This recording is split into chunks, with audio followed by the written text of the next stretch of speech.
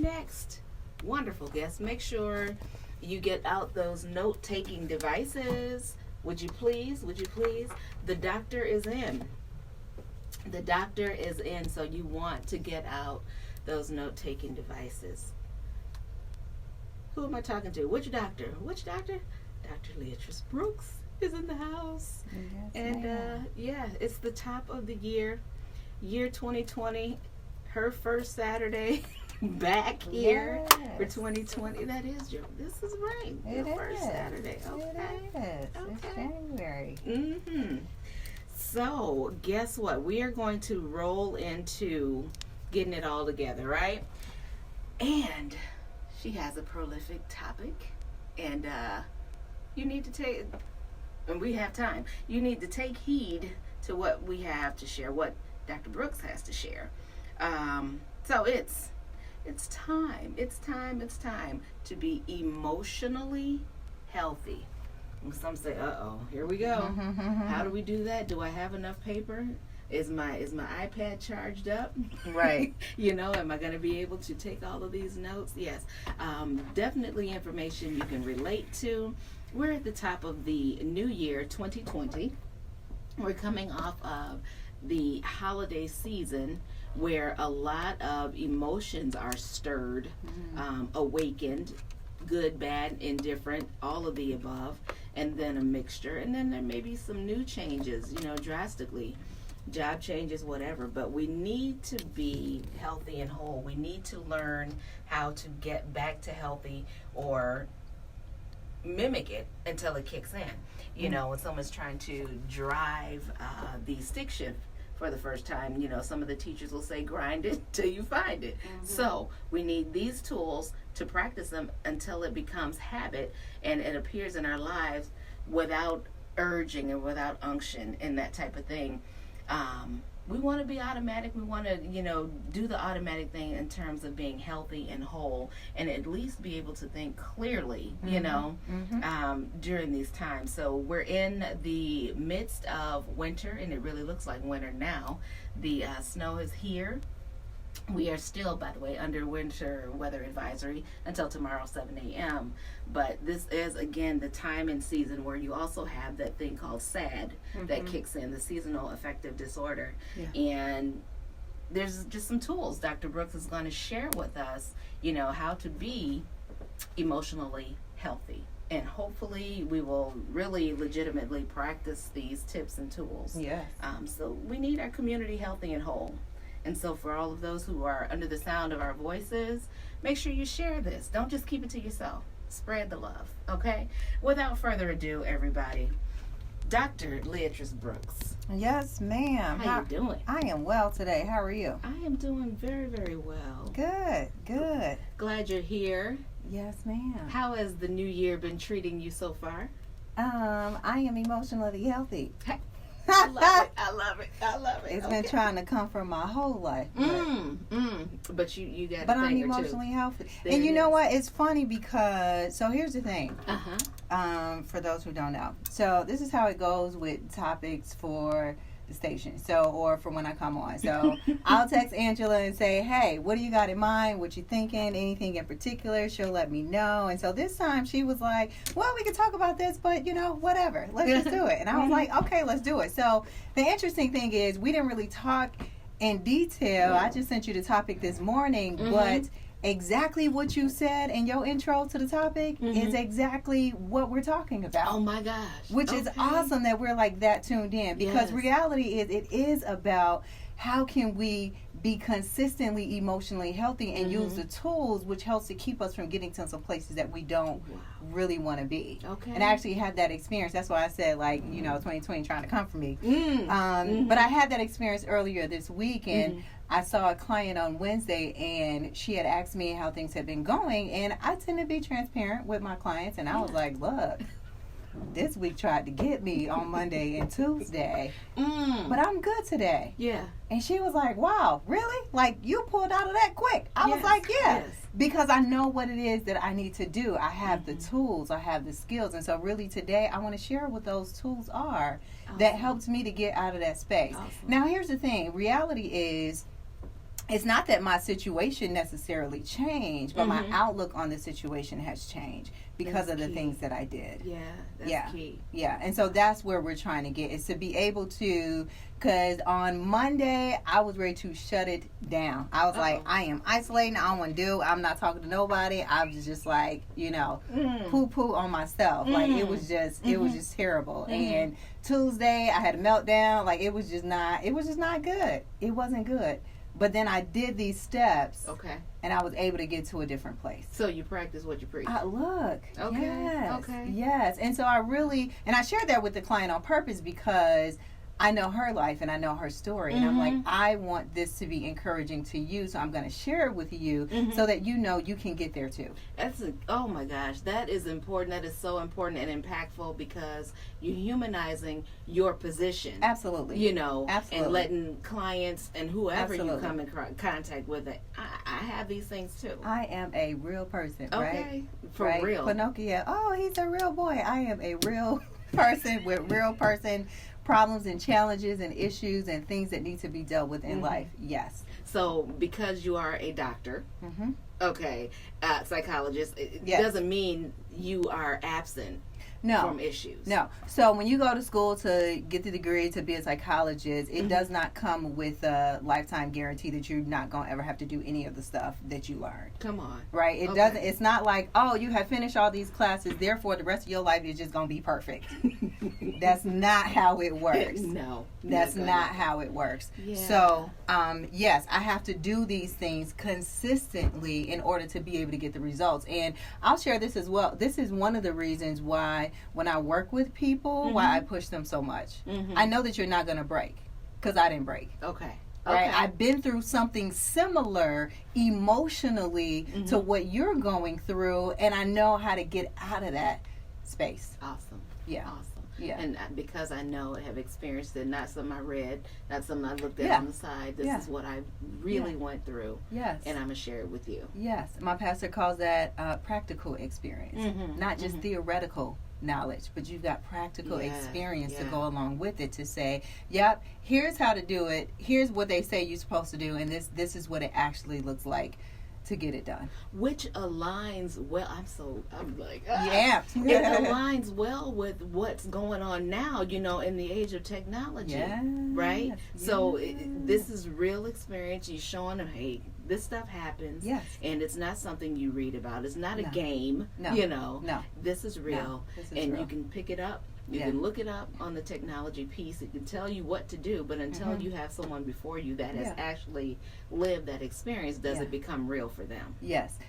So I remember one day I had, so in school they tell you about what's called self-disclosure, and that's how much of yourself do you actually share with your clients. And so they tell you, just kind of be minimal with self-disclosure. You don't want to be putting too much of yourself or your stuff out there. You don't know what a client's going to do with it. And I remember one day I was actually still in training, and I had a client that came in, and I knew that there were parts of my story that were very similar to her story. And she was a college student getting ready to go home for the summer, and I knew her story, and she was not looking forward to going home. And so it was our last session at the end of the year, and she comes in, and I'm thinking, okay, it's our last session, we good to go. She is bawling because she don't want to go home. She don't want to deal with stuff.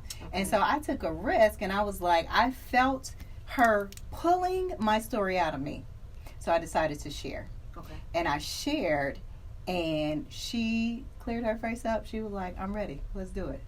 And I was like, wow, like that is powerful that your experience can impact somebody else to that extent. And so here's part of it as well. And this is part of what we're talking about today is a lot of times we suffer alone because we don't want to tell somebody else, not knowing that the somebody else has an experience that they didn't tell you about, that if you just share your experience, then they will co-sign on that, and then it becomes encouraging for you as well. But if I'm sitting on it, then I miss out on the help that I should be getting, because people can't share themselves with me, and so which means they can't be a resource, and then they also can't point me to other resources as well. Because one of the things that happened in me following these steps and sharing with someone else is that they shared their story that actually normalized my experience. Yes. So now it's not just me. That's good. Right? Yeah. Now my friend is like, oh yeah, yep, been there, done that, I get it. Yep.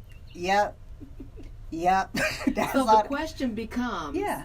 and we're going to get into this, we got to go away pay some bills, but we're going to get into the question becomes, how much, to our listeners, yes, how much are you willing to disclose, even if it's not a person? How about that image you see looking back at you? Look, because that's, okay. Look. So, after the break, we're going to get into it. Yes. So think about that, listeners. Yes. How much can you disclose? And if you don't have a person to disclose it to tell it to, yeah, how much can you tell or speak out loud to yourself? To yourself. In the mirror. Yes. All right. Yes. Keep it locked. Don't go nowhere. We'll be back with Dr. Leatrice Brooks, y'all.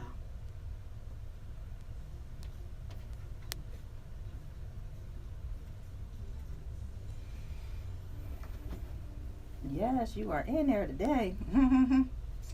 Huh? I said you in there today. Oh my gosh. So what we looking like?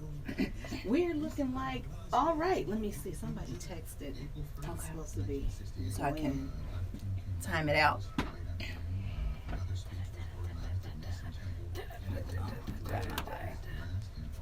She said she's on her way. Okay. She said she's on her way, so I don't know really what that means. Okay. But we're all right so Okay. far. All right, sounds good. I'm getting rid of these. I love that. I love the fact that I can do that. Get rid of what we don't really need. Uh-oh.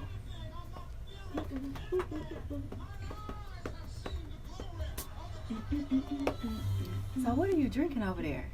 It looked like pesto sauce. But I'm like, wait, it's a star in there. I am, hang on 1 second. Get rid of these. 1 second. When just past that mid-century side table and denim jacket, you spotted them, nestled in their display case. Miniature donut earrings. Oh. It is my green smoothie. I start with a base of water and mixed greens and spinach. Okay. And then I add my fruits in there and flaxseed and all that stuff. Okay. No sugar. It's just Okay. the natural stuff. Okay. I'm just trying to get my healthy back. Yeah. That's the sugary center of shopping success. I know it may not look appetizing. So sorry. I thought it was pesto sauce. I like pesto sauce, but I was like, Not like you that, drink though. it, though. No, not like I that. don't think. I don't think. Yeah, that's my Yeah. green smoothie. Goodwill. Bring good. Okay, we are back. Brought to you by Goodwill.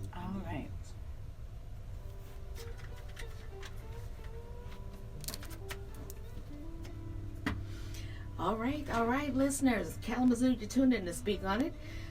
And I thank you so much for doing so. Listen, we have Dr. Leatrice Brooks in the house, and we're talking about being emotionally healthy. If you were tuned in before the break, the last question was talking about how much, in terms on the road to becoming emotionally healthy, how much can you disclose to someone whose story may be similar to yours, but you don't know that the healing is in there until you start sharing. So, how much can you disclose? How much can you share? If you have no one to share it with, that's all right. If you have no one to share it with, how much can you speak out loud to yourself to begin your journey to emotional healing? And without further ado, guess what? Dr. Brooks is waiting to talk to you. You know she's going to give us some tools, y'all. Yes, So ma'am. get those note-taking devices out. Yes, ma'am.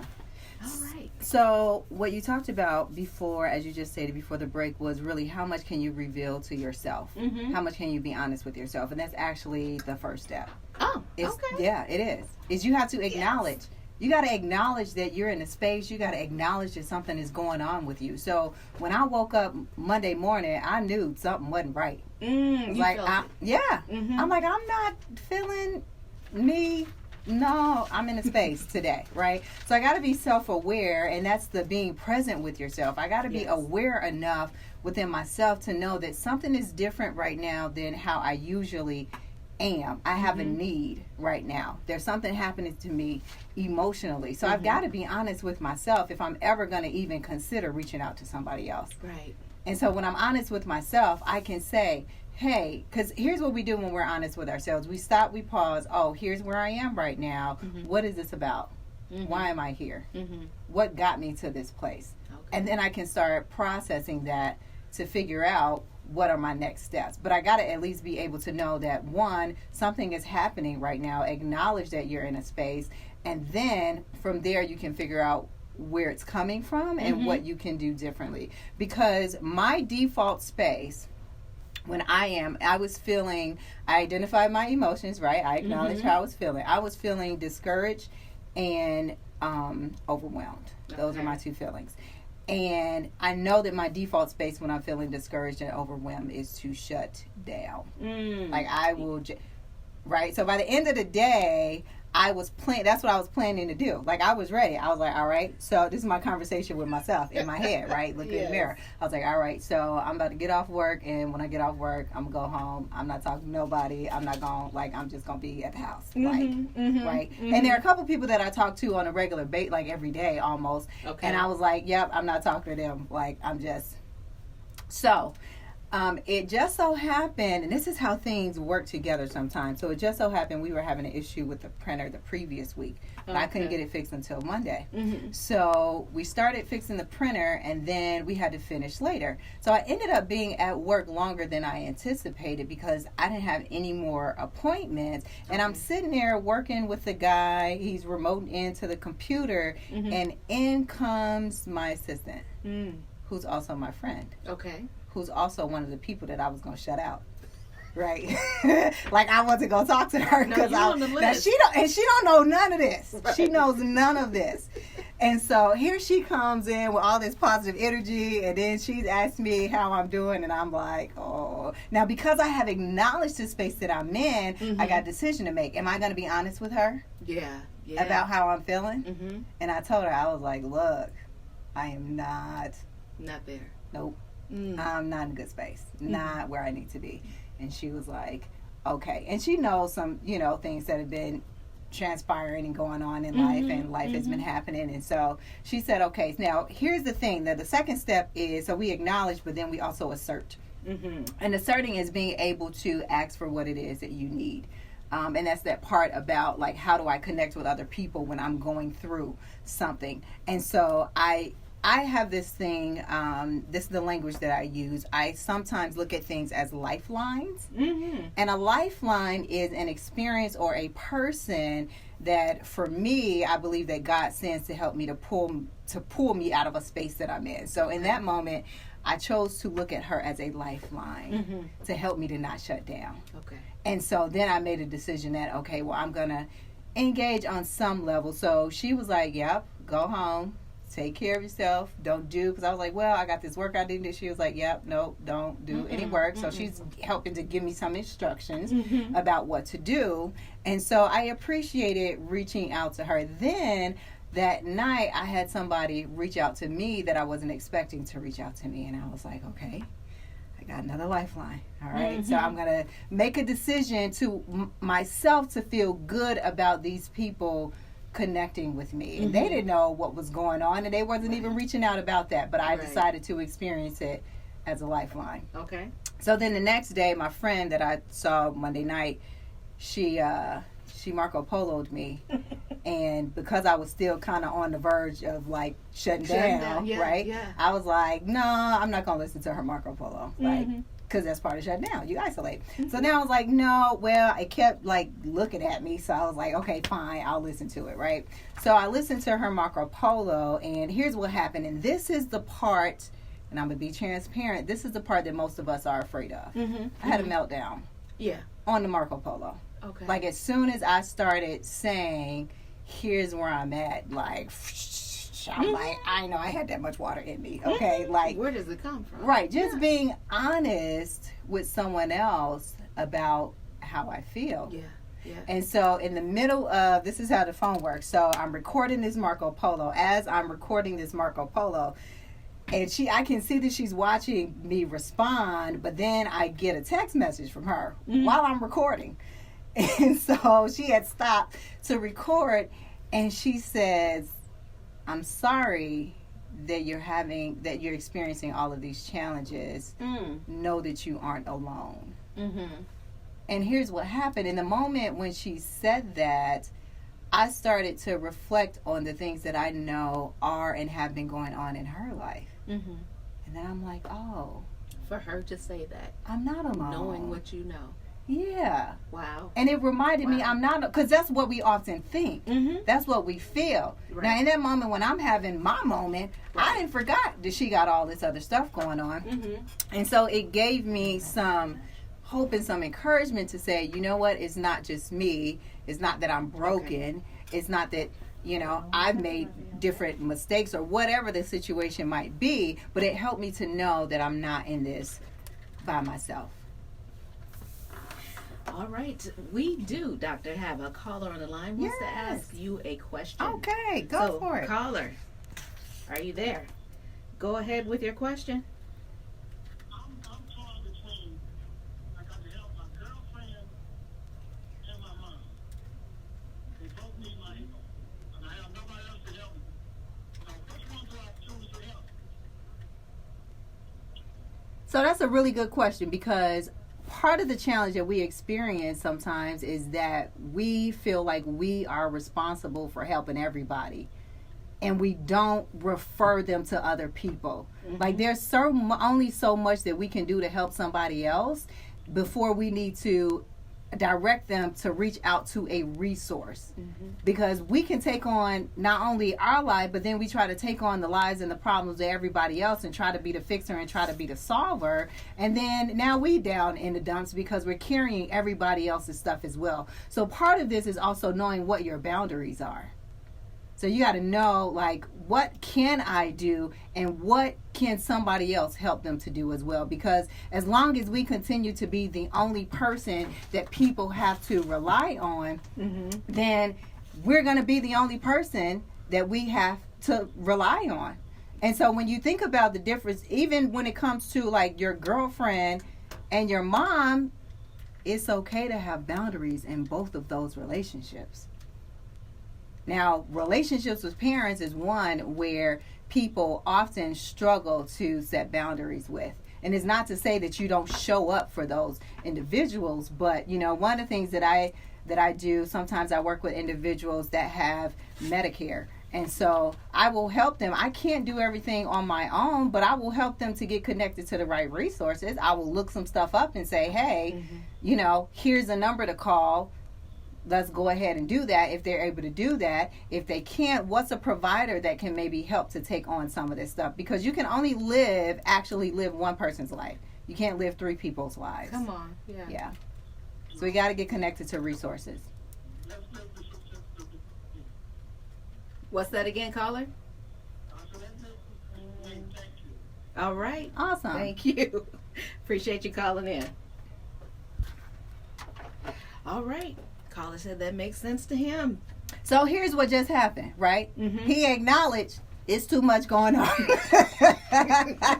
Right? Yes, He acknowledged and he asserted. He was like, look, he told somebody I need some help. I need some help. That's good. Yes. Right? And so here I am today to help to give him a response. But that's what we do. That's how it works. Like, look, I'm in this situation. I have to acknowledge that where I am is too much for me, and reach out to somebody else for some help and for some assistance. Especially with, you know, a dynamic such as he said, you know, between mama and girlfriend. Yeah. You know. Absolutely. He could have been the mama's boy. Absolutely. I don't know. Yeah. But he did reach out and he did assert. So, awesome. Yeah. And one of the things that you're always encouraging people to do is to go to therapy if you need to. There are a number of times where we see people because they need help with helping somebody else, or they're overwhelmed because you wanted to talk about caregivers today, because they're a caregiver for someone, and it takes a lot out of them. And so a provider, a therapist can help you to figure out, how do I help myself? How do I create these boundaries but not wound the relationship in the process, not lose the relationship in the process if it's one that needs to be kept? Yes. I like that. That's another subject. If it's one to be kept, we'll work on that one later on in the year. Yes. Because that is key. Yes. All right.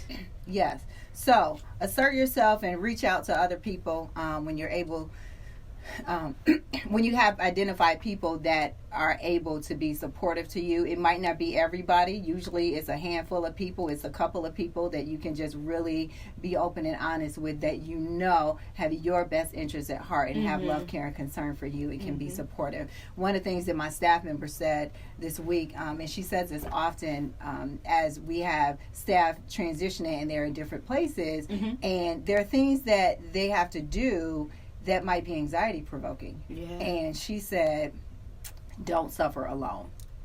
Don't suffer alone. That's you don't important. have to just be in this by yourself. You don't have to just go away in the corner and sulk and feel sorry and feel pity or whatever it is that is going on with you. You don't have to do it by yourself.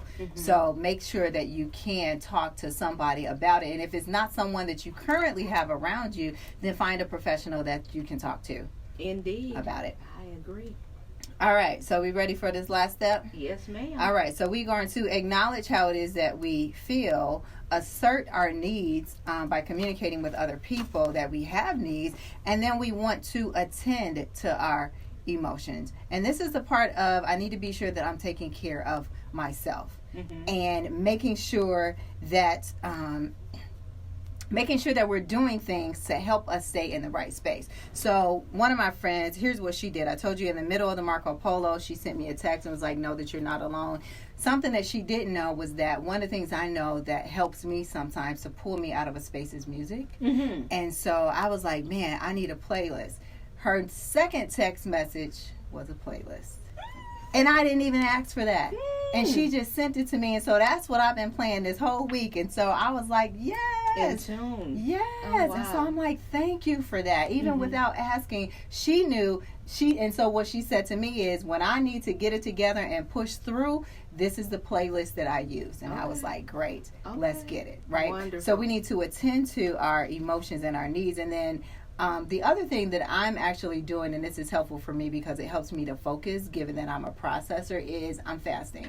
And I'm fasting from TV, other than this Facebook live, okay? I'm fasting from TV, social media, and games on the phone. Yeah, just games. I know that could be hard for many, many people. Yeah, but it helps me to focus. Yeah. It helps me to focus. It helps me to be intentional about making sure that I'm getting my emotional needs met, because it's in this space where you need to care for your wounds, because we have emotional wounds. And so we can't just say, oh, well, she sent me this playlist and I'm going to go on for the rest of the week. No, I need to make sure that I'm intentional with attending to my emotions by doing things that are healthy.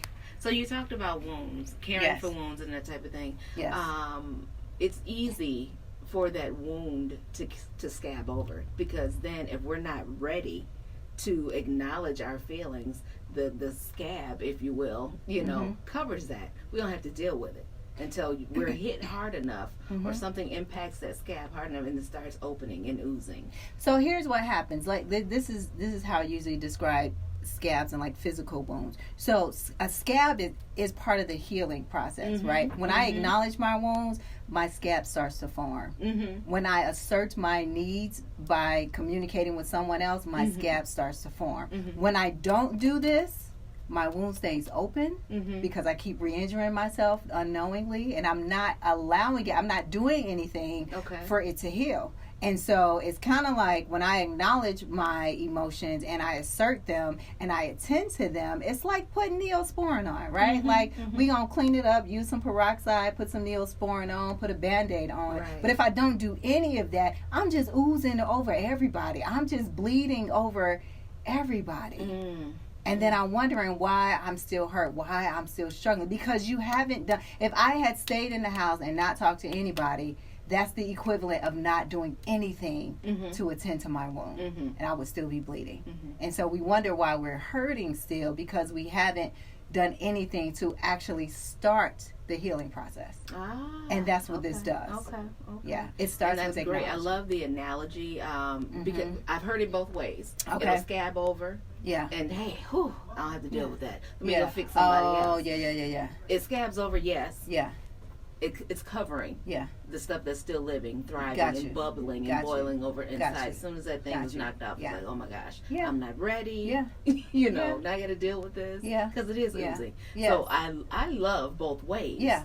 Uh-huh. Whew, okay. Yeah. Because if we don't do this attending part Uh-huh. to our emotions, then we're actually not allowing the scab to stay on, and we actually do keep re-injuring, which is the part that you're talking about. We do keep Yes. pulling it off every time we're not intentional. So that's why I'm actually doing the fast through the end of the month. Really? So I'm like, because I'm like, I need to stay focused Yeah, at least for the next 2 weeks to help to ensure that I've got this healing process down, Mm-hmm. and it's becoming routine for me, Okay. and that I've gotten some more energy and some more information to help me move forward That's consistently. Yes. Yes, ma'am. So to the caller and to all of our other listeners and the I'm sorry, I apologize for the calls I missed. But Oh. hopefully this has really helped you, because it is definitely about a community needing to become emotionally healthy. We're all at varying levels, and Dr. Brooks even confirmed that even she has real life issues, as well as many other doctors. So don't think that they are aside, they are void of those real life changes, traumas, and trials. She's just choosing to be transparent about it, to let you know, hey, we get it too. It's not just you, but she can still teach through it and learn from it and share, which Yes, is most ma'am. important. Yes, ma'am. I appreciate you. Amen. How does one get in touch with you? Yeah, so our phone number is 866-232-5389. And if you have some other questions, you can put them on Facebook, Dr. Leatrice, Leatrice. Dr. Leatrice, letting you have it, Brooks. That's Love it. Love But, it. Again, I speak to the real in Yeah, you, yeah, okay? yeah. And definitely appreciate it. You're definitely a wealth of information Yeah. and knowledge and experience that you don't mind sharing No. to help us. Yes. We appreciate you. Yes. All right. Is the doctor in the house? Is she coming back in the house? Hey, Yes, yes. So Yes. to all of those, as she said, please, get in touch with her if you have any other comments, questions, or concerns. I know sometimes we don't like to call in, and this is, a response I've gotten. Sometimes I don't want to call. I don't want, everybody, they'll know my voice. I said, but nobody can see you. Okay, that's fine. But still reach out Yes. and get some help from you. Yes. So. Because again, remember, even if somebody knows your voice, well, one, we not hiding the stuff we think we hide anyway, Come right? on, They come might on. already know. Yeah. Number two, we got to make a decision about, would I rather you know I have a problem, or like what's more embarrassing, me having the problem and not getting help, or you knowing that I got the problem and I got some help, right? Because if somebody I heard you on the radio, and you say, oh, you got this and this going on. Yep, and I got some help too. Praise the Lord. I own that. Let's do it, I own right? that, Because yes. guess what? Like you said today, they got stuff too. Okay. Everybody got stuff. That part. Yes. So I thank you so much, Dr. Yes, ma'am. Leatrice Brooks. I appreciate you, and I am looking forward to our next session. Yes, if ma'am. you will. Yes, ma'am. So again, all of those who have questions, comments, concerns, please reach out to her, and hey, call her practice. 866-232-5389, chosen PLLC. There you have it. All right. For this first Saturday, you're back. Yes. 2020. We Yes. appreciate you. I appreciate you. I appreciate you. And Happy New Year to Happy you. New Year. And we'll talk about the S on the end of Ah! the years. That Did is I a get it real right in my issue. text? I know. Look, people think I'm joking. I am slightly, but I am so serious about that. I know. Certain things just like, don't put the S there unless you're saying many years to come or Yeah. New Year's Eve. Yes. But Yeah. Happy New Year's, come on now. We can only turn 1 year at a time. So You right? I'm getting help. Yeah, you're acknowledging right now. Yes, I am. Okay, I'm gonna leave that alone. Uh-huh. I do want to say, while you're in earshot, Yes. again, if you know me, I don't do resolutions, New Year's resolutions, all that stuff. I just purpose to do better and take it day by day. And if I schedule something and I miss it, guess what? The beauty of it is I can reschedule it and keep it moving. Absolutely. So I choose not to let that overtake me and get me down. There's other things I'm working on, but that is not one of them. Okay. All right. So give me my gold star. Yes, ma'am. Good job. Battle Creek, Kalamazoo surrounding areas. Listen, I want to remind you to always tune in to the show, but it is wonderful that we all are emotionally healthy, because if we're no good to self, we can't be any good to others. So let's get that together, get that in check. Let that be a purpose movement for 2020, okay? And another thing, being present in every moment that we can, and make sure every move we make is with purpose and on time. All right, so I thank you, Dr. Brooks. Yes, ma'am. Bye, everybody. I appreciate you. Martin Luther King, Dr. Martin Luther King, by number right. We're